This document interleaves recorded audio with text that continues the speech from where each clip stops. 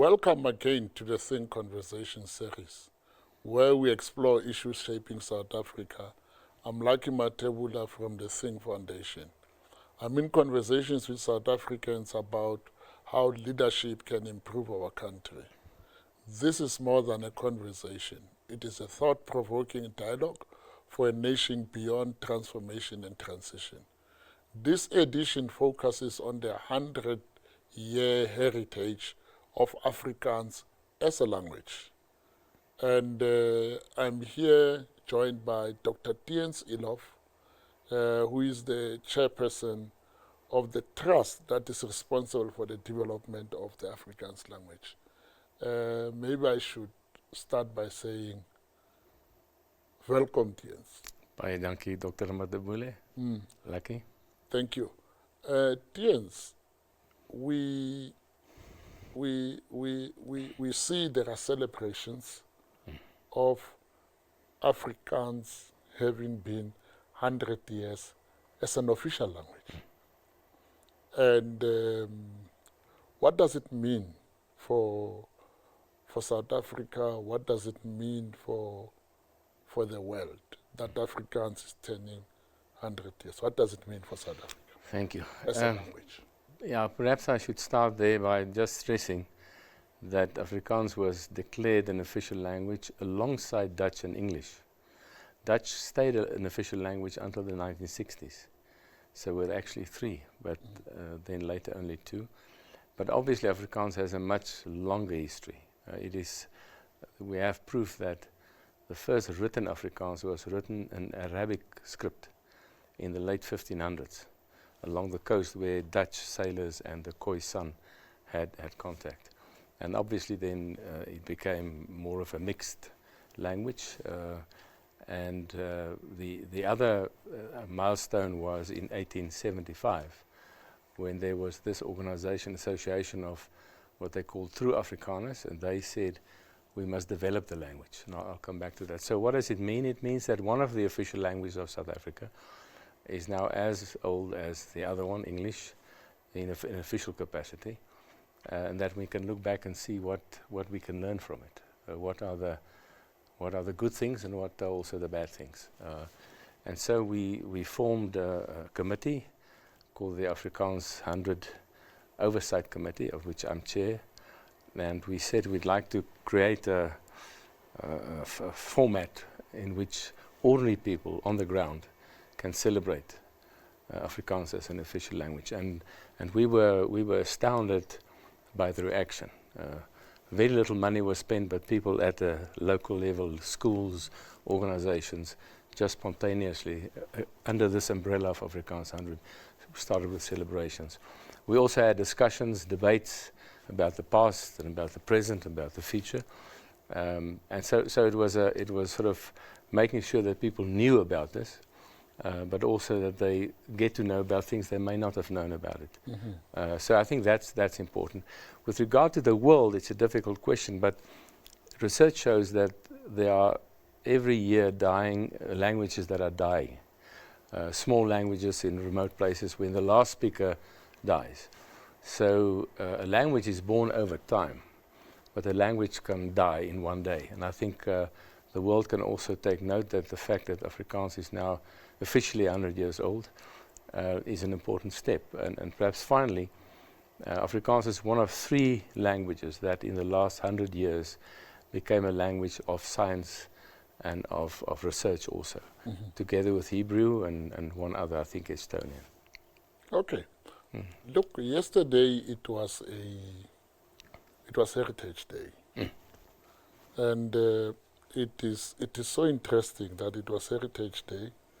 And one of the celebrated things was trying to get about 2,500 people at Loftusversveld to braai. I want to stress the word braai. Yes.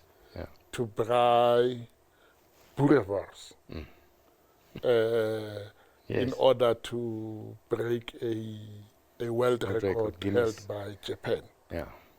And it's so interesting that the Heritage Day of South Africa is integrated with boerewors and braai, and both of them are concepts in Afrikaans. Is Afrikaans a heritage element in South Africa? And what can we expect from Afrikaans as a heritage element in South Africa? Look, I think it is, in the sense that it's one of the official languages, that it has a colorful history. Also, many people don't know that there are about 7 million South Africans using Afrikaans as their first language, and another 6 million who use it as their second language. So 13 million out of the 62 million people in South Africa understand Afrikaans, and some of them speak it. Of those that speak it as a first language, you have 55% brown people, as we say in Afrikaans, bruin mense. They don't like the word coloured often, and 45% white South Africans, and then about 500,000, 600,000 black South Africans. In the census gave their first language choice as Afrikaans, so they are scattered all over the country. So in that sense, it's part of South Africa's makeup, of the language makeup. The second thing I think is important for heritage is that Afrikaans developed, and again here many people say, well, apartheid developed Afrikaans. Apartheid couldn't develop Afrikaans, a policy can't develop a language. In 1875, a group of Afrikaans speakers, and one must say that they probably spoke a bit of Dutch in between, sort of modern Dutch almost, but it was considered Afrikaans, said, let us make a language. Because to be able to speak a language, to elevate it to educational standards and so on, there are certain terms that you don't have, that you must develop. And over time, journalists, sports people, sports commentators, academics, researchers started looking for terms that were not available in Afrikaans. And for that, they sometimes fell back to the Latin or to the French or to the Indonesian. I think pisang, for instance, is an Afrikaans word that comes from Malay. So we've got many such words. So Afrikaans is a Creolic language, as they call it, a mixed language. Not just Dutch, not just German, but also Malaysian and obviously Khoisan also. So that's the first point I'd like to make. The second one is, I think through the fact that most Afrikaners or Afrikaans-speaking South Africans consider South Africa as their home. They have no second passport, the majority. There may be a few, they don't want to go to America to go and farm in Texas, they want to stay here. And in that sense, that potpourri of languages, of people, will develop the language. So I would say that Afrikaans has a very important role in the future to develop a language that will evolve as a modern language and taking into account the diversity that we have in South Africa. But as a heritage element, I'm talking now from, in the townships. Afrikaans, it's a tsotsital. A lot of tsotsital comes from Afrikaans. In the township has a lot of Afrikaans in it. But there's also a lot of language to look for work. Also has a lot of Afrikaans, which tells you the political economy on that. But we'll talk about that later. Afrikaans is now a language of science and commerce. Yes. What did Afrikaners do practically to get it to that level? Last week, there is a student that graduated at Thinc, a doctorate, and wrote the whole thesis in Tswana. And the University of Pretoria gave that doctorate, and the doctorate was in Tswana, and it was not as a Tswana doctorate, it was in one of the humanities subjects, which means Tswana is able to come up with a thesis. And Afrikaans is a language of science, it's nuclear physics. I'm Shangan.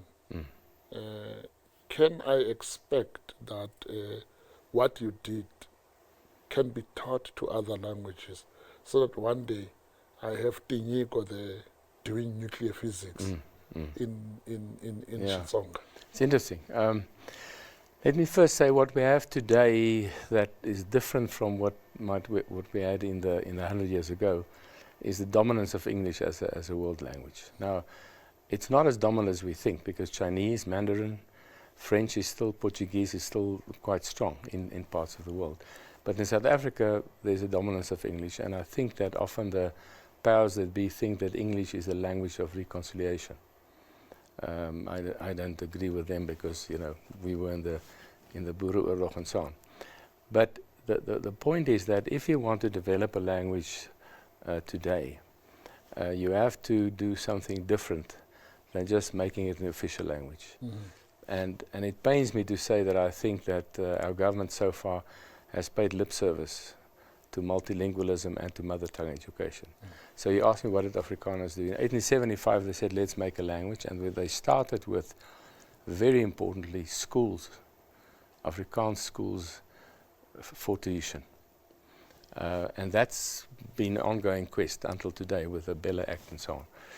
So if you don't have children going to grade 1, learning in a language, going to grade 8, and even going to university and speak the language and do research on the language, it won't be possible to do that Shangaan doctorate. So I would say what we did is to put mother tongue education first, and then develop universities. And there were Afrikaans universities, as you know. They are almost now extinct. The only place where two places where you can get a degree through Afrikaans teaching is the Potchefstroom campus of Northwest University and the Wellington campus of CPUT. Then obviously there are private options like Solidarity's Soltech campus and the Academia campus that they now are also developing. But publicly, Afrikaans has been shoved out from the university. So, but that was important, because then when you do research in Afrikaans and you start changing perceptions in your research and through your research, then you can become a language of commerce and industry and even of engineering. So that's the first point I would make. The second point I would make is that if today, and I looked at what the previous Minister of Basic Education said in Parliament. But before you go there, let's take a break. We will be back, because I really want to follow up on the disappearance of Afrikaans at public universities. I want to come back to that. We'll be back with more on Thinc Conversations.